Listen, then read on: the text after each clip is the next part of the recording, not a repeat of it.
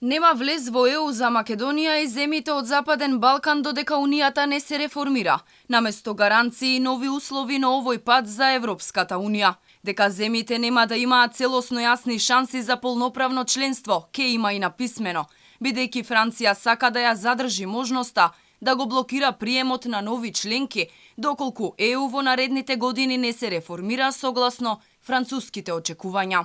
И бара тоа да влезе во декларацијата, која треба да биде објавена по синоќешните долги разговори и преговори. Германската агенција ДПА, повикувајќи се на своји извори во германската дипломатија, објави дека ова е еден од главните услови.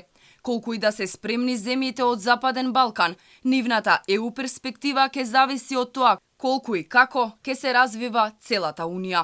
Во нацрт верзијата на декларацијата за самитот, ЕУ ја потврдува својата недвосмислена поддршка за европската перспектива на Западен Балкан, но и ригорозната условеност. Европската Унија ја потврдува својата посветеност кон процесот на проширување и нејзините одлуки донесени врз основа на веродостојни реформи од страна на партнерите, правична и ригорозна условеност и по принципот на сопствени заслуги. Како што јавува ДПА, другите точки од декларацијата кои главно се однесуваат на демократијата, владење на правото, јакнење на граѓанското општество и плурализмот на медиумите, не биле спорни за представниците на членките на ЕУ, кои преговарале во текот на ноќта во очи на утрешниот самит ЕУ Западен Балкан во Словенија. Дека Унијата не може да даде гаранција за идно членство на 6 балкански земји покажува и декларацијата која претходно ја објави Reuters, повикувајќи се на своји дипломатски извори, според која се вели дека Унијата, плашејќи се од политички реакции во земјите членки,